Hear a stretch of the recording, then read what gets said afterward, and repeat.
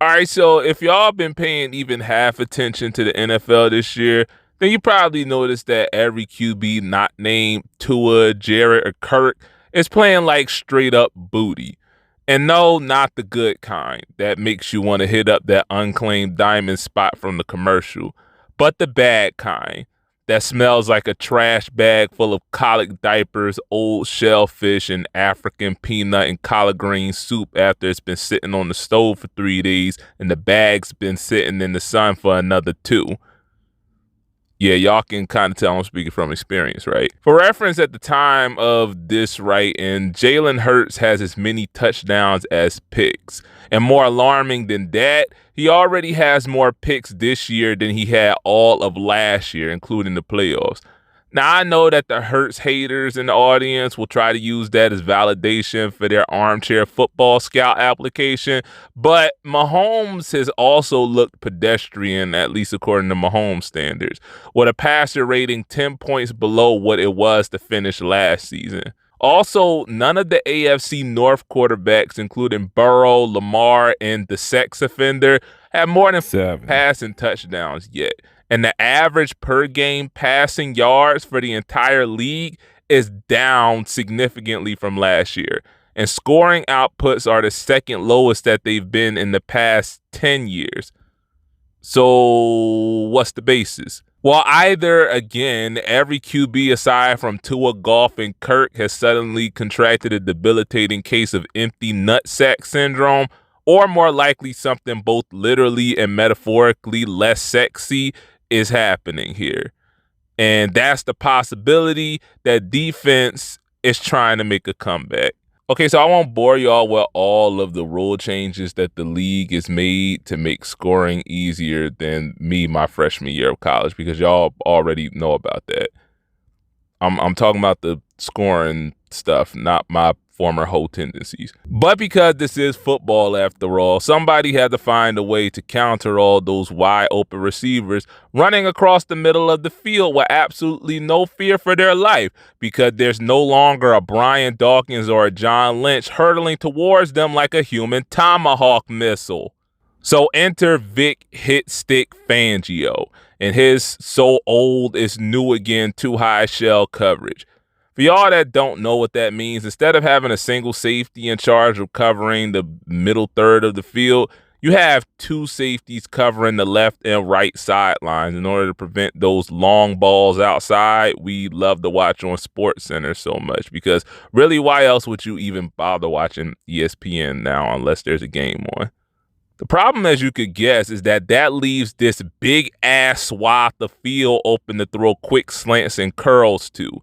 That's basically how the Chiefs lived and died last year, and why tight ends matter so much and are worth marrying. But what if, and hear me out here, you had guys like Aaron Donald, Chris Jones, Jalen Carter, and a bunch of other big, beautiful interior linemen to collapse and or penetrate the pocket before the quarterback even has a chance to finish a drop back. That's basically what Brandon Staley and Jonathan Gannon did, and why both of them were such hot commodities on the coaching circuit for 2 years, despite the first being one of the middest head coaches ever, and the second single-handedly losing Philly the Super Bowl. And no, I will never forgive him for that. When you have a front four as good as Philly's, KC's, or San Fran, you don't have to play your linebackers as tight to the line of scrimmage. And if you have corners good enough to do so, you can leave them out on an island on the outside, because, again, they're not going to have to work for too long before the payout comes. Kind of sounds like a Forex pitch, to be honest. On the other hand, if you have corners that you either don't or can't trust to be left out past curfew, that's what you have cover four for. Matter of fact, I might be inclined to argue that might be a bigger reason for the drop off in passing stats than the pass rush. Reason being, most of the best quarterbacks in the league are young bulls, and let's keep it a buck, most of them don't really have the experience to be able to throw with anticipation consistently, which, I mean, you kind of have to do to beat zone coverage. Like, you ain't in college anymore, bucko. This is basically open in the pros. Which now leads me to the Lions.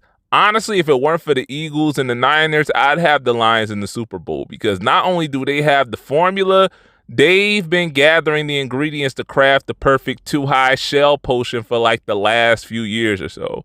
While everybody else has been tripping over themselves to draft the next Justin Jefferson, and rightfully so, might I add, Detroit, and for that matter, Philly and San Francisco have invested a ton of capital into creating one of the best O-lines in the league. Jared Goff is having an MVP season right now, and it's not because he's been driven in the Ford Field so many times that he's absorbed 2010 Matt Stafford's talent by pure osmosis, but because the Lions run the ball down your effing throat until you're at the point of near death.